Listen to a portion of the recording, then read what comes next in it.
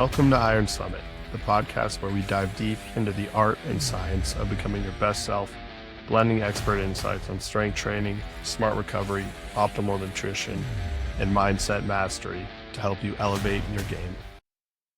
What's up, guys? If you're looking to level up your training, click the link in the description and check out the Iron Summit Gains Emporium. Our strength training plans are designed to help you pack on muscle, and with our software, you can track every workout right from your phone. Plus, you'll have direct access to us for any questions along the way. Don't just train, level up your training. All right, we're live. We got Tyler and Neely today. Tyler, I had the pleasure of having come into Mountain Barbell and get a training session in. And when Tyler walked in the door, I was like, that is a big dude. That dude makes me look tiny, which is awesome. Tyler, I think I'm excited to have him on now because I think in 2-3 years, this will be a household name in the sport of bodybuilding.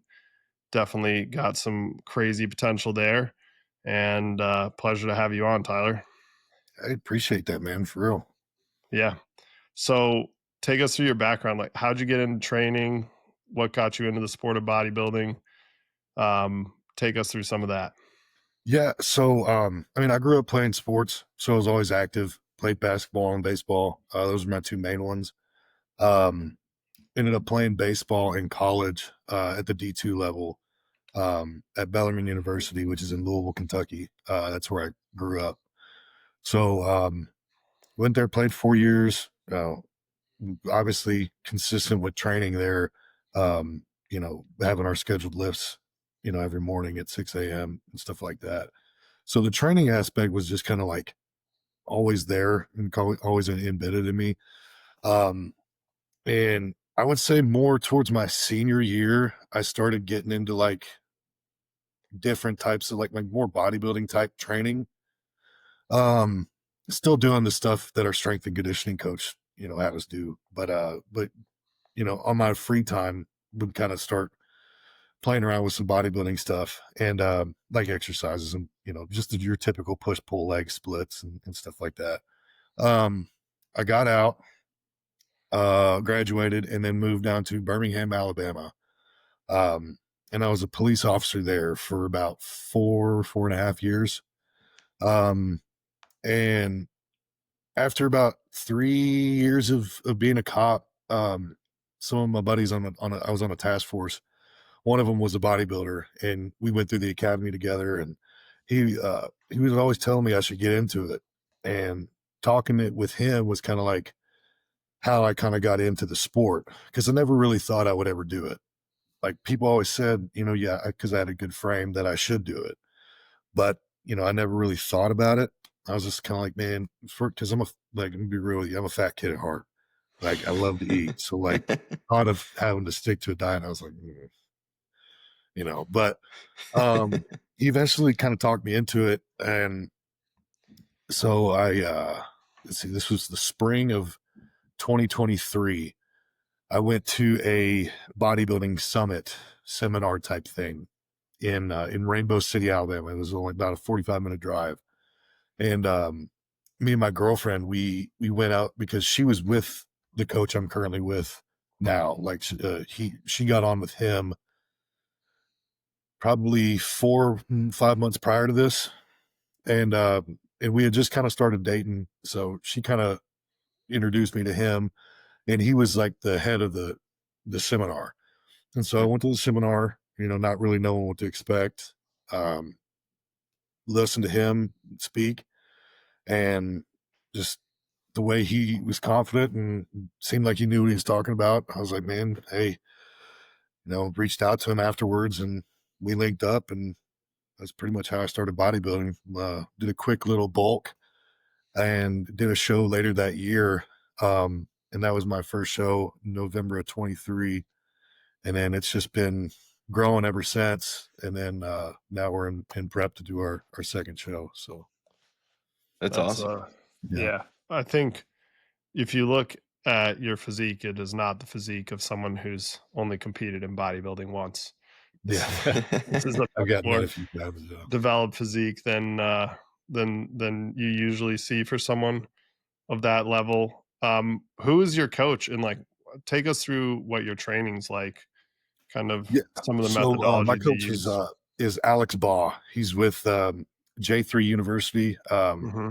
J3U University, however you said, whatever Yep. the acronyms are. I know what you're talking about. But he's under John Jewett and all them. Um, so so yeah, it's pretty simple, man. Like, we came to realize that because I weigh so much, that recovery means that much more. Hmm.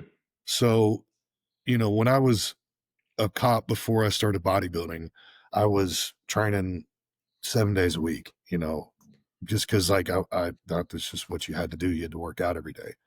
Um, because I was naive to it all. I just thought, I wanted big arms and thought going to the gym every day was going to do that. So, um, getting kind of away from that and more to like we started taking rest days every 2 to 3 training sessions, and then prioritizing recovery on my off days, because I would do 4 or 5 days in a row, and then my off days were abs and cardio and arms. And it's like, Yeah. well, you're not resting, So really prioritizing rest is what we kind of saw. So that worked best for me. And yeah, man, that's kind of when I started blowing up. I got to so I did my first competition. I was 245 on stage. Um, and that was in November. I moved out to Denver in February of 24, and I was about 270, 280. And then once we kind of got the sleep study done, we found out I had sleep apnea, and then worked our training around recovery. I mean, I blew up to 305, 315 Wow. in a matter of some months. So yeah, just really prioritizing recovery for me was kind of ideal. Um, and that's where we kind of saw the biggest jump. But yeah, so really it's right now it's in prep it's a little different, but I'm pretty much doing a push pull, rest, arms, shoulders, legs, rest. That's about it. Did your diet and like calories go up big time when you blew up, or was it really That's what's mostly crazy, recovery? man, is not really. Huh. We slowly reversed out of the show, and you know, I can't remember exactly where we were at. We got up to like high 3,000 calories. And then when I moved out to Denver, we were about at 4,300 calories. And we stayed on that pretty much until I got to like 305. Wow. 4,200 Like, calories. yeah. So we really weren't pushing food hard at all. And it was just, my body was just responding. And so we were just like, hey, I mean, I put on 3 pounds this week. Let's just keep riding the wave. Yeah. And we weren't getting sloppy. So it wasn't That's about crazy. till, I want to say June or July, we did a health phase, where we kind of just tapered off everything, kind of let my body relax. And then we did a hard push again. And that's when we bumped it up to, I mean, the most I ate in my off season was 5,200 calories. Hmm. So, I mean, in the grand scheme of things, it really wasn't a ton of food, because you hear people eating 6, 7, 8,000 calories in a day. So Yeah, Yeah, that's that's a lot. crazy. What were you eating when you went from 97 to heavies? I was at like 7,000 calories a day at that point, but I was wrestling in college at the same time. Yeah. I'd say like now, without wrestling, for me to like seriously try and put on pounds, I got to be around that 5,000 calorie mark. Hmm. That's where, I don't know what you think, Tyler, but I feel like we're a similar height, Tyler and I. We're mhm. probably, how tall are you, Tyler? Like 6'3", Like 6'2"? 6'2" ish. Yeah. 6'2" and some Yeah. change. Yeah, that's right where I am too. So probably kind of a similar frame as well. But Mhm. I'm not as big as Tyler. I'm not trying to, but I mean, similar you were height you and honestly, when I met you, dude, I was like, oh shit. Like, I was not expecting you, to be honest with you. well, thank you. But what do you think? I feel like once I get above like it's like 4,500, I start getting uncomfortable. Yeah. Like that's when I'm like I'm eating a lot. I'm just like grinding through food. Around 4,000 is like that's like chilling for me. That's kind of like Right. maintenance, and then below 4,000, I'm like I'm kind of hungry. Right. It's comfortable to eat. Where's that line for you where you're like, man, I'm eating a lot Yeah. When I got to the 52, 5,300, and it also depends on the type of foods. So like for sure. for me, what I've found now is that I'm so over chicken. Like My man. because it just like because it tastes so good when you get it off the grill and it's so nice and moist and it's great. And you put it in the fridge for 2 3 days and it just starts getting dry and Yeah. reheat it, it doesn't taste the same. So I was getting sick of it. And dude, all I've ate this prep has been egg whites, cream of rice and fish. And Wow. then I get a steak. I get a little bit of steak at the end of the day. So it's Nice. literally just been white fish and shrimp. And I feel like I could eat 10,000 calories worth of that stuff. That's So crazy. depending on the foods now, I feel like I could be a little easier because I think my jaw was just so sick of chewing the damn chicken. That's a But good point. at that 5,300 mark, I was sitting there and it was taking me about 45 minutes to eat some of these meals where you're just kind of like, you eat some of it and you put your fork down. And you're like, oh, Jesus Christ. Like Yeah. thing just like you eat for 10 minutes and it doesn't look like the food's going away type thing. So well, I was about that same point at that 5,300 mark where I was starting Yeah. to be like, this sucks. You know? So what's like a typical day of eating look like for you? Like how do you space these out? What do your macros look like at each Yeah. meal? Take us through So like when you were bulking your macros, like macro splits versus now in let show me, prep as well. yeah, I'm let me see if I curious. can pull it up because I've got the actual, I got a pretty cool app here. It kind of just lays it out for me. So right now it's pretty low. I'm at 2,100 calories. Wow. Yeah, How trust me. far out are you? 6 weeks. It'll be 6 weeks Yeah. tomorrow. Okay. Okay. You're as low as you're gonna be. Yeah, and we're kind of just cruising. I just checked in with him today. Um, we're sitting at 274, which is the lowest I've been this prep, and we're probably. I mean, we're thinking we'll be 270 on stage, so we don't have much to lose. It's just tightening up just a little bit, just kind of slowly, gradually taking it down till peak week. Um, but right now my protein's at 278 calories, carbs at 152 grams, or sorry, 278 So grams, yep. 152 grams of carbs and about 40 grams of fats. Okay. Man, So you're eating like a bikini girl right now. yeah, no, it feels like it. Are you That's hungry why, as hell? yeah, dude, it's like, and then I found out, have y'all ever heard of G Hughes sauce? Yeah. Dude, I found this sweet and sour sauce and putting that with the shrimp and chicken, like it's the best. Of course I'm just hungry, so it's gonna Yeah. anything's gonna taste good. But like I get done eating and I'm like, yeah, dude, that didn't do a thing for me. If anything, it just made me more hungry. Um, so So yeah, how I'm do you pretty break that stoked. up throughout the day? Like how many So meals is that for you right now? so we're doing 6 meals. Or Okay. sorry, yeah, 6 meals. So what I'll do is I try to push my first meal back as far as I can that my schedule will allow. So I'll try to eat it. Like I get up about 7-ish every morning. I'll wake up, I'll do my stretches in here, my posing, my posing rounds, breathing work, stuff like that. And that normally takes me about an hour. And then by then it's about 8:30. I'll drink my coffee, take my supplements for the morning, kind of just push it back as much as I can until I'm like, all right, I'm gonna eat the door if I don't, you know, if I don't eat right now. So about 9:30 is when I eat my first meal. I'll eat again. I'll go for so one of the big things that we've done differently this prep is prioritizing just steps Okay. along with cardio. So to keep my body reacts to stress terribly. Like when I met you at Mountain, I Yep. was driving to Vegas, and that it's just because it was thrown off from my routine. That whole next day, held on to like 5 pounds of water, super inflamed just because I was out of my routine, sitting in a car all day.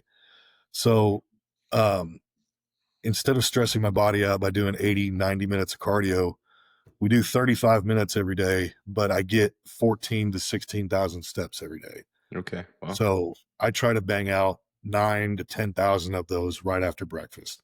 Hmm.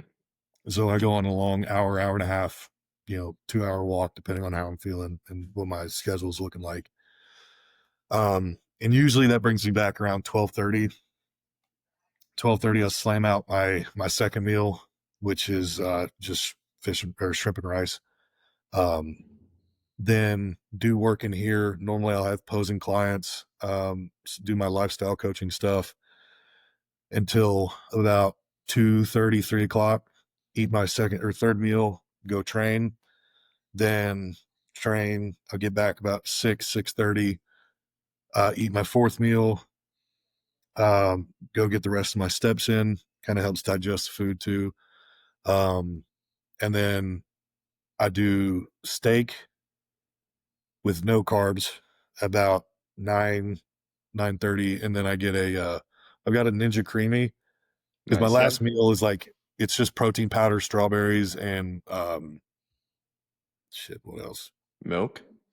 No milk. I Dang wish. it. Sorry. It's pretty sad. Some rice cakes. So Okay. I get two rice cakes, protein powder, and strawberries. So I make that into a Ninja Creamy. I've got that little setup. And so I basically eat a pint of ice cream and 2 rice cakes at the end of the night. So Nice. Yeah, that is and then when you're like at the 5,200 calories, are you eating a lot more red meat or are you eating chicken? Like what are you eating when you're trying to add yeah, so size? we did a lot of chicken, a lot of egg whites and eggs, like whole eggs too. We got to a point where I had to throw in a second protein shake because I was like, dude, if I, my digestion was suffering, and all that. But the last 2 meals are beef and steak, so a higher in fat meat at the last 2 meals, and then a pretty hefty shake at the end of the night, with some peanut butter and some fats like that. But normally it'll be eggs, egg whites, cream of rice in the morning with some fruit. The next 2 meals will be chicken and rice or white fish and rice, with some veggies, and then it's red meat the last 2, and then a shake at the end of the night. That's Got kind it. of how we structured it. Yeah. I mean, it is interesting that we spent the first 15 minutes here talking about nutrition because I think this is what so many people get wrong about training and recovery is like the lifting and the training, which I do want to get into. That's a piece of it for sure. But most of it lies within like the recovery and the nutrition parts. Yeah. Like that's where the magic happens. And I get a bunch of questions all the time. I know Ryan does too. Like, hey man, what are the best workouts to like get shredded? Like, it's not a, it's not the workout. It doesn't work like that, man. At Iron Summit, we are about getting everything we can out of our workouts and everyday lives. If you aren't wearing a pair of barefoot or wide toe box trainers, you are leaving gains on the table. The Sashi Athletics Ronin Ichi Minimalist Trainer is a perfect barefoot shoe. Not only does it perform like other major brands on the market, it is actually good looking. Even my wife says so. Get a pair today for 10% off with the code IronSummit10. Link is in the bio. Yeah. It's not the workout, it's everything else. You can do the same workout and change the calories over a period of time and Right. totally different effects. But no, you're on a crazy low amount of calories now.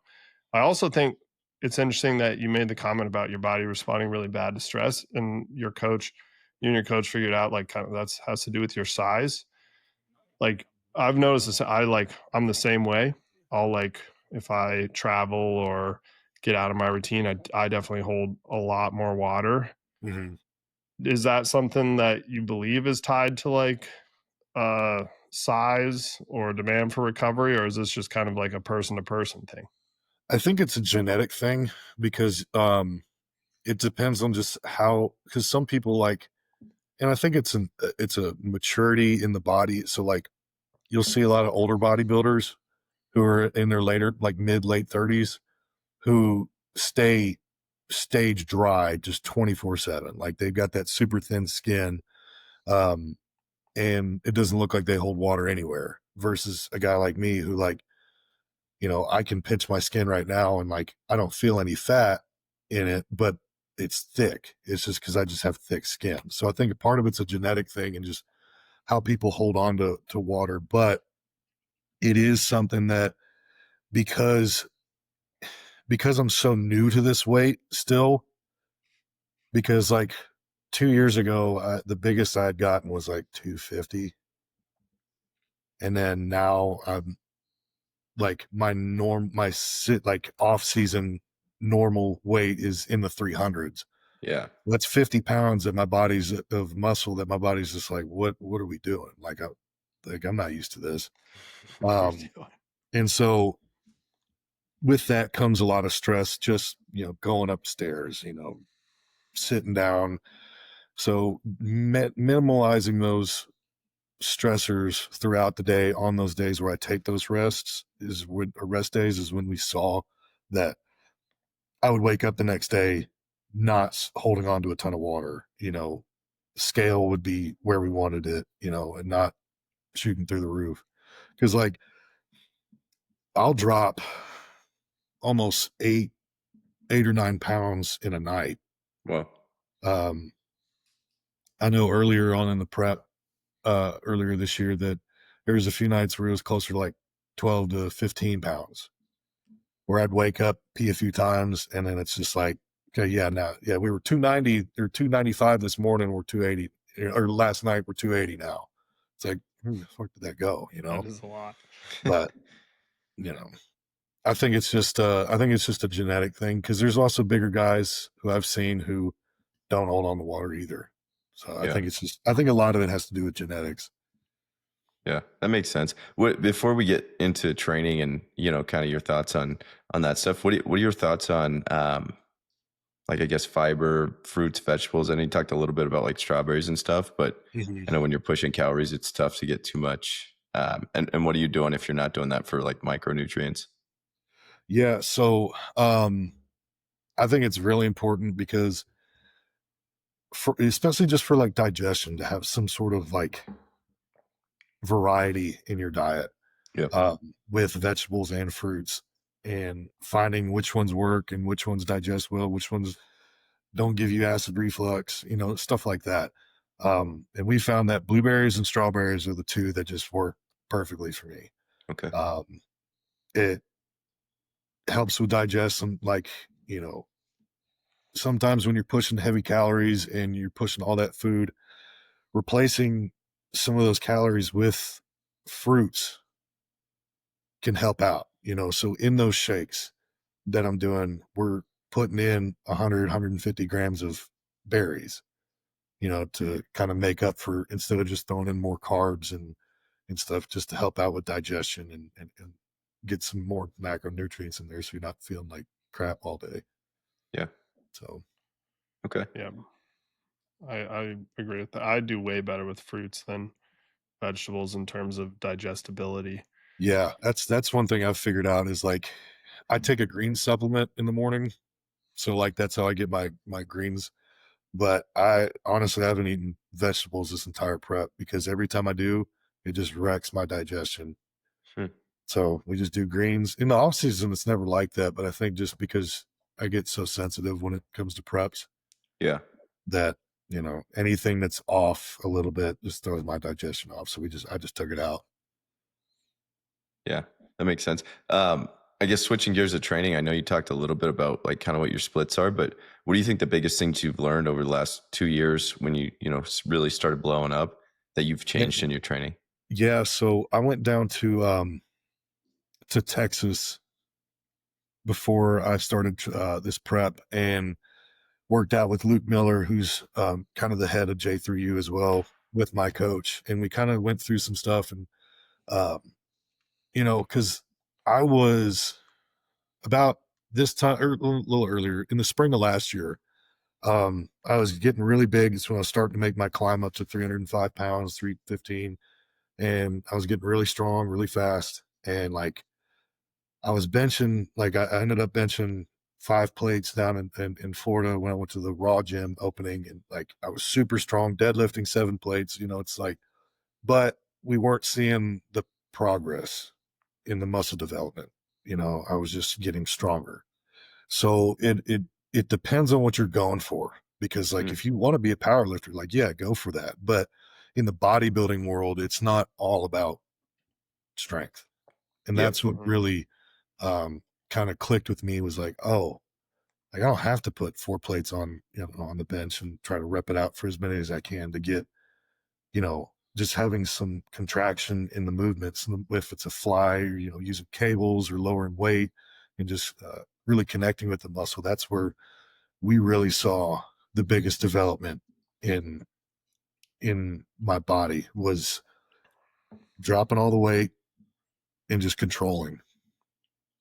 Yeah, that makes sense. And when you make that adjustment, did you also like focus a lot on like really full range of motion Yeah. type stuff, like yeah, getting that big stretch? Yeah. Because you can also, Especially, yeah, go ahead.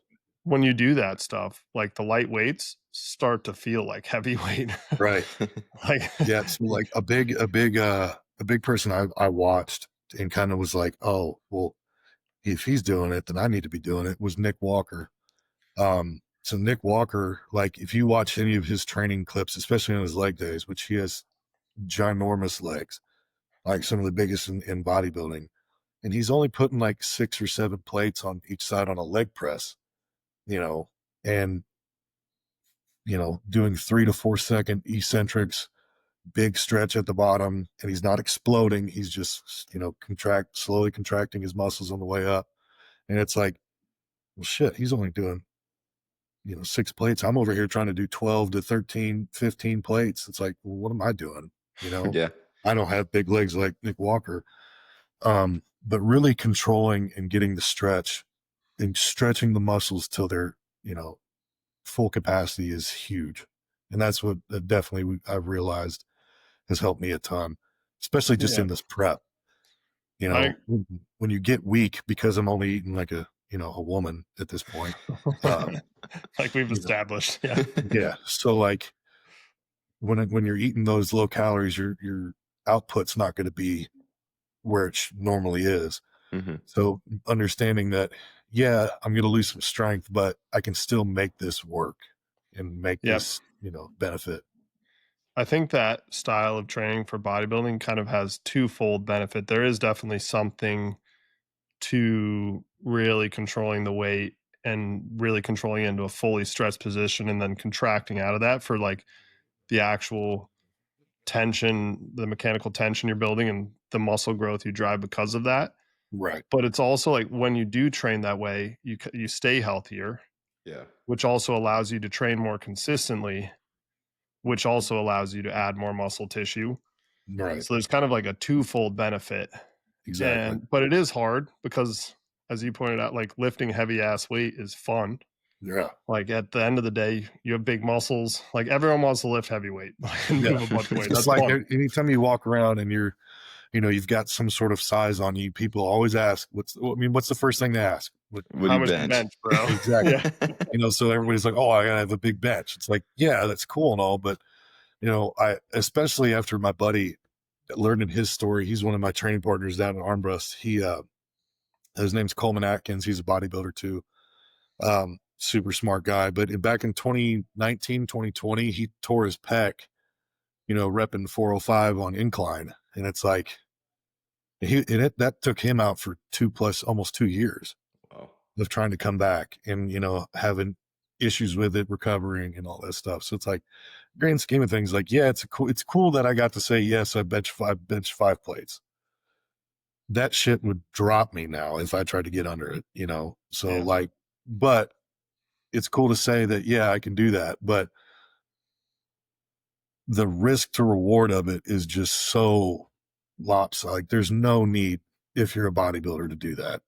Yeah. So, How's your training changed, like when you're bulking versus cutting, getting ready for a show?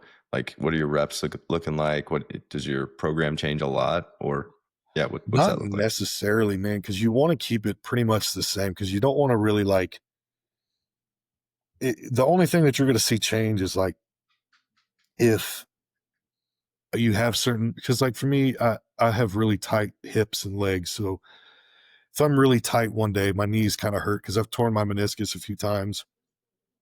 Like I'm not going to squat that day, you know? Mm. So I might switch my program up to just doing leg presses and, you know, leg extensions and, you know, changing it around like that. But tempos and reps, you know, they pretty much stay the same because you don't want to really like taper off because you are losing all this calories and all these food and all the, you know, the protein. So you're trying not to lose any of that size Yeah. by Right. tapering off and, you know, doing anything really differently than what you've been doing. It's just, you're just going to see weight changes is all in the Right. stuff that you're moving. Iron Summit is brought to you by Bridge Athletic. Looking for a way to streamline your training programs and deliver exceptional results? Check out our friends at Bridge Athletic. Their platform is packed with over 300 templates and 1,500 instructional videos, courtesy of subject matter experts like Exos, FMS, and Hyperice, making program design both efficient and impactful.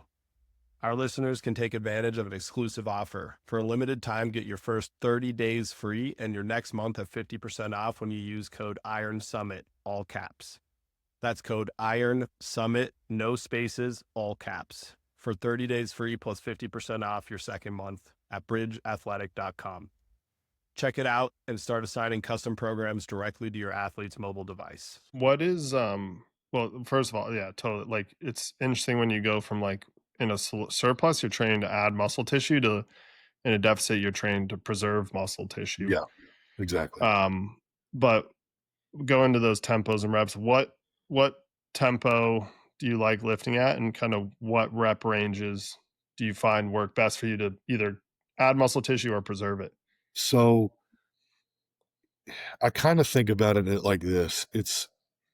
I don't want to necessarily say science based, but like the slow and controlled for the first 8 to 10 to 12 reps. Yep. And then you throw a little bit of branch warren in at the end. So it's like you do it correctly and you do it, but like try to bet, you know, if it's hard, if you're about to fail. So for me with cables, like if I'm doing a cable fly, first 10, 12 reps are going to be perfect. That's when I want to start failing, is at those 10 to 12 rep marks. If I can get 5 to 6 more, you know, are they pretty? No. Are they perfect reps? No. But I'm still contracting the muscle and I'm still moving the weight.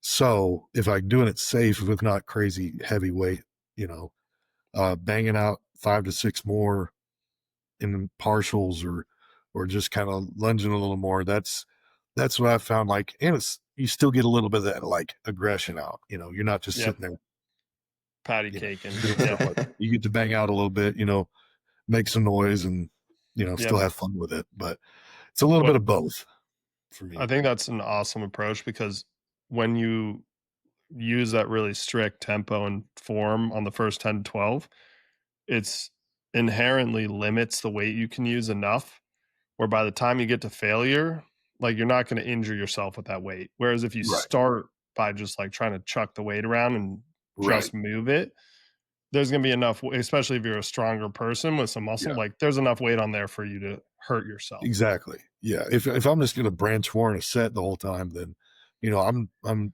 doubling the weight and just going to town. And that's when you're going to see, you know, your tech Stuff happen. tears Yep. and all that kind of stuff. Which, by the way, I've done. Hey, I feel you, man. That stuff, that scares me. Yeah, I wasn't very intentionally powerlifting when I did it, like in powerlifting prep. Right. I knew what I was doing, but yeah, it sucks. You don't want to do it. Week before a show or a meet. Yeah, it was my last bench of my powerlifting prep. Ugh. I had done the weight the week before. It was 492. I took it the week before. My coach and I were like, let's be conservative and take 492 again 1 week out, RPE 9, and was just lowering it and just felt a rip. Ugh. And Ugh. Needless to say, I didn't compete at that one. I know. I had surgery 3 days later, but it actually feels really good now. My right pec and shoulder is better than my left. Good. So maybe I need to tear this left one, get it all cleaned up. You let me know how that goes. Yeah. No, I I'll be don't know if good. that's the best approach. No, but I think that style of training that you outline with where you kind of start really strict and then that's an awesome way to train. It's fun. Then Yeah. because what I find really difficult, and I'd be curious to get your take on this too, especially like as you get to closer to show and you're really trying to drop inflammation and you have to start training at like an RPE 8 Mhm. is like, that's just so boring. I don't know how I really struggle with that style of training. I know it's very effective. Like there are people who never train above an RPE 8 and just train at higher frequency, but I Mhm. just can't do it. I gotta go hard at some Yeah. point in the workout. And that's what really gets, the last 2 weeks, I would say, is when you're at your all-time low. You don't want to go to the gym. You don't want to do your cardio. You feel weak, like opening the door feels heavy. So like you're not going to be moving weight around. You're just going in, you're doing what you can to the best of your ability. And those days are so boring because you're just like, yeah, I mean, I'm going to put 2 plates on this little chest press machine and I'm going to get 10 reps and it's going to just fail because, I ate, 3 grains of rice and, a gram of chicken. So it's like, and especially peak week too, because your last workout of the week before you go on stage, you literally you go around and you get like a quick pump and everything. And then that's it. So you do arms, legs, chest, back, everything. And you just get a quick little pump and that's it. You're just like, what am I I doing didn't in here? accomplish anything. Right. You don't feel like you're doing anything. It's for a Yeah. purpose so you don't build up that inflammation and all that. But Right. still, yeah, those last 2 weeks are boring as heck. I remember my first show, I would do some close grip bench for some triceps every once in a while. And I was always pretty strong with them. Like I was doing 315 on them for a while and repping out a bunch. And then like I get down to show prep, like week and a half out, and I got 1 plate on each side and I get like 5. And I'm like, this sucks, dude. So yeah, the last few weeks you definitely get that boring, like I'm not even doing anything in here. Yeah. But What's the cardio like? Are you doing like stair steppers, like incline walks? What's your go-to cardio? so our big thing, so I was riding the bike. Okay. And that was primarily my cardio. And then we realized that I need to preserve my legs as much as possible, because of just stress and inflammation and all that stuff. So really, dude, all I've been doing is just 35 minutes on the elliptical, Okay. and it hasn't really gone up. We've been just slowly dropping, so we haven't upped it. Um, it's good on my legs. I don't feel, exhausted the next day I wake up. My legs still feel fresh, and yeah, so it's just the elliptical, really. The Yeah. elliptical and 16,000 steps, especially at your size, Yeah, you're burning quite a bit there. right. I had somebody like a bodybuilder tell me once that he's like, I have to do like a stair stepper because I feel like it cuts out my glutes more. But to your point, like maybe you're shredding off a little bit of size on your legs too. Yeah, especially with the stress of it. I think that it works for some people. I also have terrible knees. Okay. I've had bad knees for the last 5 years now. Like when I was a cop, I was running after a dude and stepped off the side of the road, dislocated my knee, tore my meniscus, all sorts of stuff. So my knees have been, a battle, especially with trying to grow your legs, like I mean, that's the main joint in your leg. So, Yeah. having that be an issue for a while was hindering me a little bit. So we have to do what we can to keep my knees as healthy and feeling good as possible. So what we found is just the elliptical. It's easy on my knees. It's not super stressful like stepping will. And it's not as hard on my quads as like a bike. Yeah. So to keep my knees healthy, that's just what we found out was the best. I do know that like Jay Cutler and Phil Heath, they love the stair stepper. and they would do super slow, like, you know, on setting 1 or 2, and really just every step they're contracting their legs and glutes and all that kind of stuff. Hmm. So I'd be interested in trying it maybe in the off season, but in a prep when I'm just trying to keep my knees healthy right now. Right. Yeah.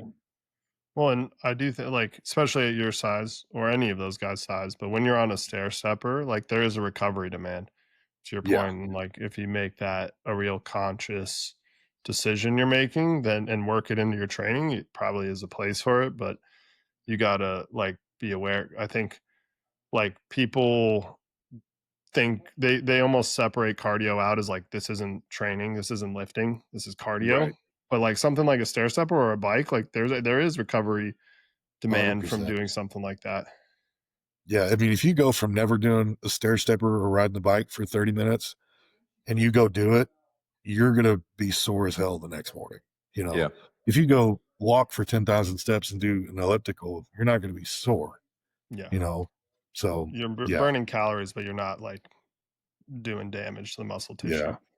And I Yep. think it also has to do with just weight because, like, you know, this is the lightest I've been and I'm 275, you know? So imagine when I'm, you know, 300 pounds, like just doing it, that's just a lot of weight to move up, you know, walking stairs, Yeah, you for know. sure. Some bodybuilders are, you know, around the 240s, you know, and under, you know, it's not as much weight on their structure as, you know, as what I 275 have to plus. do. So, Yeah, those little guys at 240. well, I mean, like, I'm kidding. I'm giving you crap. Last, let's talk a little bit about like what it looks like for you this next competition, road to a IFBB Pro card. Kind of lay that out for us. Like, what are you going to compete again after this one? Take some time off. Like, what's your thinking there? yeah. So we were supposed to do, I was supposed to compete back in May. And so I did a whole prep from December to mid-April or about April, and then I had to pull out for some health issues. And so we were supposed to start an off season immediately after May. So we're kind of back, you know, digging into our off season time right now. But the goal is to do this show, 1, to qualify, but 2, just to give me more stage time. Because like I said, I've only been on stage once. Right. So I have to, so in 6 weeks, I'll qualify for nationals. And then we will do nationals, which is in December in 2026. Hmm. So we'll start a whole off-season push phase after the show, after we, you know, let my body kind of heal up a little bit, recover, and then immediately go into a push phase, trying to pack on as much muscle as we can in about 6 to 8 weeks, and then we'll start another prep. And Yep. then so that the goal is to get, you know, because it'll be my first national show in the top 5 of my class, because at nationals the top 2 get pro cards. And then, you know, see where I stack up at the national level, and then once we see, I mean, we're going to push for getting it then and there, but you know, you just never know who's going to show up, and we just don't know how much size we're going to be able to put on. So plan is do that in 2026, and then probably take another off season and try it again in 27, and hopefully by then. Yep. I mean, I've been around a lot of bodybuilders, professional, amateur, and I don't want to jinx anything, but I think with your size and frame, if you do what you do, good things will happen. I appreciate that, man. Yeah, it's it's crazy. It's a crazy sport where it's like this intersection of discipline, hard work, and genetics, and it takes kind of all three. Yeah, Um, that's what a lot of people don't realize is like how people just respond differently. So like there's some people who have terrible genetics. Like, I mean, Branch Warren will say it himself. He never was a genetic freak.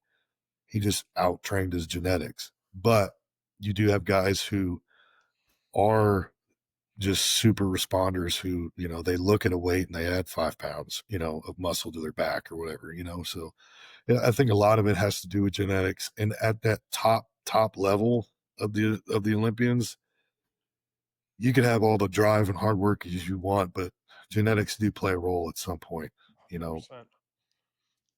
Yep. No doubt. Well, Ryan, you got anything else? No, I think this has been awesome. We'll definitely be looking out for you. Excited. We'll have to have you back on after the show and kind of debrief that. And but really looking forward to watching your career. Appreciate you coming on, and yeah, maybe we'll get a lift in sometime. Yeah, I do. Trust me, I got to get back up there. That place is sick. So, yeah, You're appreciate welcome you guys having anytime. me on, man. Yep. Awesome. Thanks, Tyler. Awesome. man. Thank you. All right, see you guys.